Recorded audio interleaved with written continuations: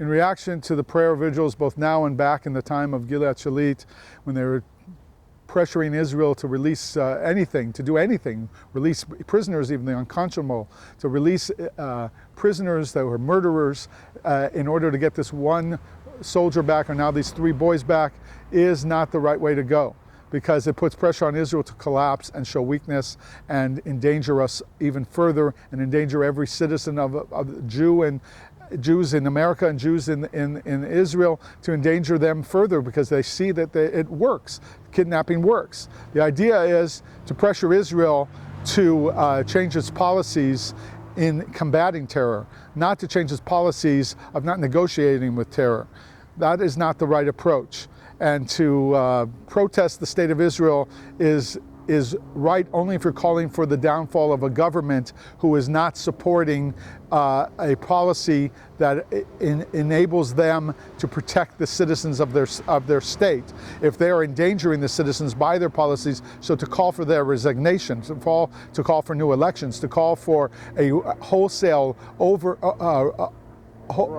overarching revamping of the political system in Israel, that's legitimate. But just to protest Israel till it caves and puts pressure to get results, to get the kidnapped boys back, but doesn't set in place any kind of protections that will obviate the need to do this in the future, is self-serving and is just only helping the Arab and Muslim cause. You should protest Arabs and Muslims and their lifestyle and their theological bent, and you should protest the policies of the Israeli government, not encourage them to release prisoners in order to accomplish immediate short-term goals of freeing someone who's kidnapped. You're only encouraging them to continue when you do this. Would you clarify, please, what you mean when you say protest the policies of the Israeli government? Yes, the policies of the Israeli government are killing Jews. Policies of Oslo to begin with should be eradicated and torn out of the history books and reduced to ashes. Yeah, but we're not doing anything regarding Oslo anymore. Yeah, well, the peace process writ large, whatever you want to call it. I call it the death to Israel process, the roadmap back to Auschwitz process. We see that's what it's accomplishing.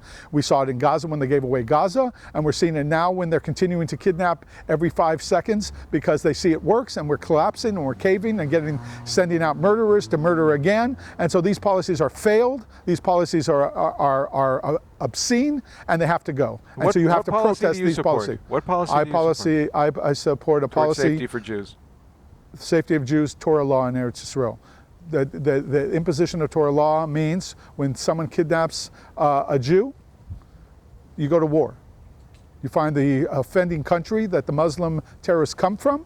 Let's take an example that's in the news today or in the media today. Well, I just watched a series of episodes in the new 24 season, and they're negotiating with this Muslim woman who wants revenge against the President of the United States for killing her husband and some kids in a compound.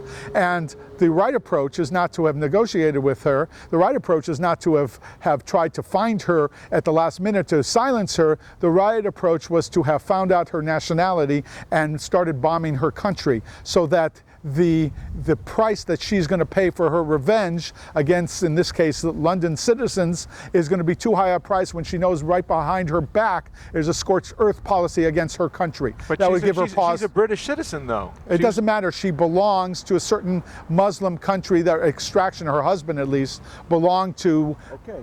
And so therefore the way you handle it, according to Torah, is you go to war.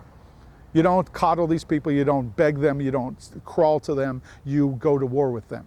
And because Israel won't go to all-out war, we are seeing this insanity of Jews continuing to be kidnapped and Jews continuing to be attacked and killed and stabbed and murdered and Katyusha rockets without end.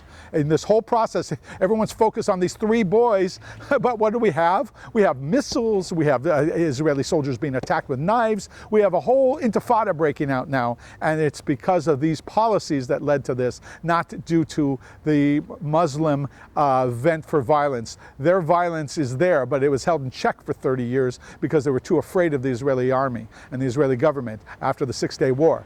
We should throw all the Arabs out, annex all the territories, build the base of Mikdash, and start the temple service again. That's the response that is proper to end this crisis. You say we're going to end up with a whole bigger kettle of worms and a bigger crisis on our hands, and the whole billion Muslims are going to rain down on us. Well, this isn't working. This is death by 1,000 knives, 1,000 cuts. This is a slow death, and I say we're not going to get a major death. If we show courage and trust and faith in God, He's going to come to to rally to us, to save us, no different than they did in the Six-Day War and the Yom Kippur War. And we're the ones failing ourselves and failing Hashem because we refuse to have faith in God, faith in our Torah, and trust in Him that if we do the right thing, He'll protect us. We are a people of little faith or no faith, and that's what's causing this crisis. And that's got to stop. That's got to end.